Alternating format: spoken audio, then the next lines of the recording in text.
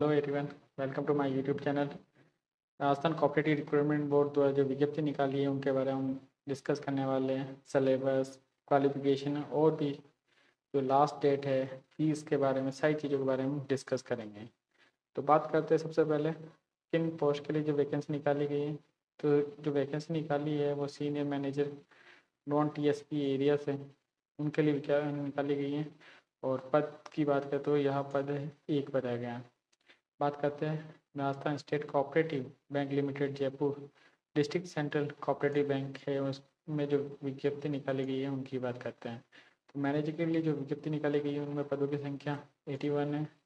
Manager TSP area के लिए जो है पद है बांसवाड़ा और डूंगरपुर के लिए कुल 7 पदों के लिए जो है विज्ञप्ति निकाली गई है।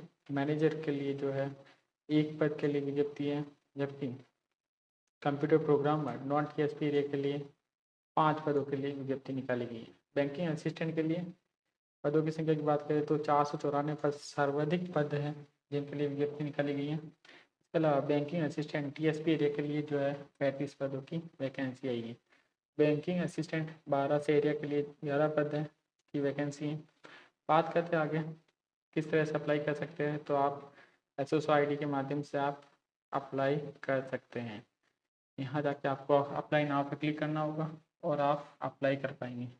आपने वन टाइम रजिस्ट्रेशन करवाया है तो आपको कोई फीस नहीं देनी पड़ेगी, लेकिन आपने वन टाइम रजिस्ट्रेशन नहीं करवाया है तो आपको वन टाइम रजिस्ट्रेशन करवाने के लिए 600 रुपये देने पड़ेंगे। सामान्य वर्ग, क्रिमिनल श्रेणी के अन्य पिछड़ा वर्ग, अति पिछड़ा वर्ग के आवेदकों हेतु 600 रुपये बताया गया है। बात करते हैं राजस्थान के नॉन क्रिमिनल श्रेणी के अन्य पिछड़ा वर्ग, अति पिछड़ा वर्ग एवं आर्थिक रूप से कमजोर अनुसूचित जाति जनजाति के आवेदकों हेतु 400 रुपये है और समस्त दिव्यांगजन आवेदकों हेतु 400 रुपये। अगर आप इस स्टेट से बाहर के, राजस्थान के बाहर के, तो आपको जो है जनरल के द्वारा जो फीस ली जा रही है जनरल के लिए, वही फीस आपको 600 रुपये देनी पड़ेगी। बात करते हैं आगे टाइम, प्लेस और एग्ज़ाम की। ये जो एग्ज़ाम कंडक्ट करवाया जाएगा वो दिसंबर मंथ में करवाया जा सकता है। बात करते हैं आगे पीरियड, आप कब तक अप्लाई कर सकते हैं, तो आप अप्लाई 18/10/2023 से लेकर 17/11/2023 के बीच में कर सकते हैं। बात आगे करते हैं सिलेबस की। तो यहाँ पे जो है 200 नंबर के क्वेश्चन पूछे जाएंगे और 200 नंबर ही जो है मार्क्स के क्वेश्चन होंगे। 120 मिनट मिलेंगे आपको और इन क्वेश्चनों का आंसर देने के लिए।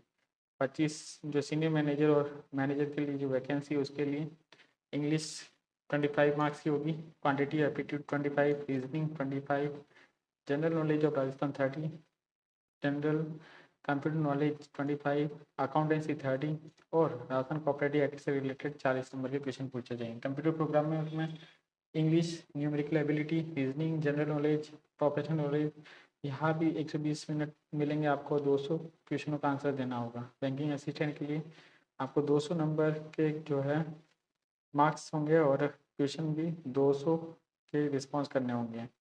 आगे बात करते हैं सिलेबस की। तो इंग्लिश जो है सेकेंडरी और माध्यमिक लेवल की पूछी जाएगी। Quantity aptitude all India nationalise bank जो क्लरिकल लेवल के जो एग्जाम होते हैं उसमें जो पुटअप किए जाते हैं क्वेश्चन इसी तरह के होंगे। General knowledge of Rajasthan, general interest awareness about major economical, social and political, geographical, cultural, literacy, scientific aspect of importance, current development in Rajasthan से रिलेटेड क्वेश्चन पूछे जाएंगे।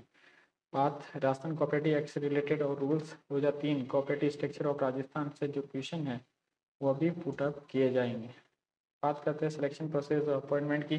Appointment shall be made on basic of the candidate की जो merit है उसके base पे जो है सेलेक्ट किए जाएंगे एग्ज़ाम के बेस पे।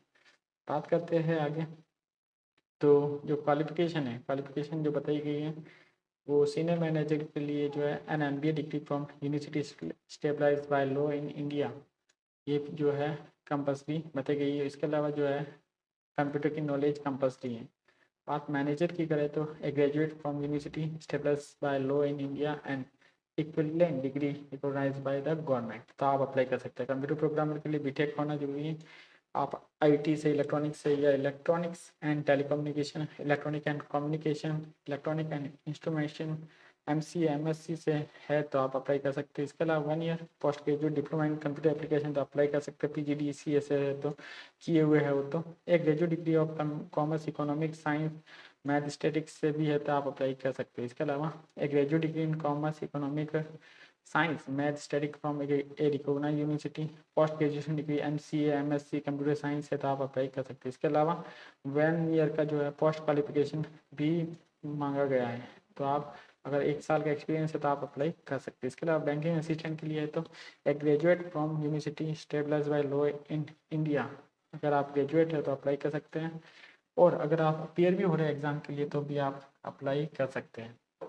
एज लिमिट की बात करें तो अगर आपकी अंतिम दिनांक को, जो आवेदन प्रस्तुत करने के अंतिम दिनांक से वो 18 वर्ष की आयु प्राप्त कर चुके हो, 40 वर्ष का नहीं हुआ है तो आप अप्लाई कर सकते हैं। इसके अलावा एज रिलैक्सेशन भी दिया गया है 5 साल का। बात करते हैं आगे, तो ये जो आगे बात करते हैं इसमें सर्टिफिकेट के बारे में बताया गया है और अदर इन्फॉर्मेशन भी दी गई है। साथ ही एग्जामिनेशन सेंटर की बात करें तो एग्जामिनेशन सेंटर है जो अजमेर बनाए गए हैं, अलवर, बीकानेर, जयपुर, जोधपुर, कोटा, सीकर, श्रीगंगानगर और उदयपुर, कुल मिला के 9 सेंटर बनाए गए हैं राजस्थान में। तो आप इसके लिए अप्लाई कर सकते हैं अगर आप इस पोस्ट के लिए एलिजिबल है तो। Thank you so much. I hope आपको ये वीडियो अच्छी लगी होगी। अगर वीडियो अच्छी लगे तो चैनल को लाइक शेयर और सब्सक्राइब करना ना भूलें। Thank you so much. धन्यवाद।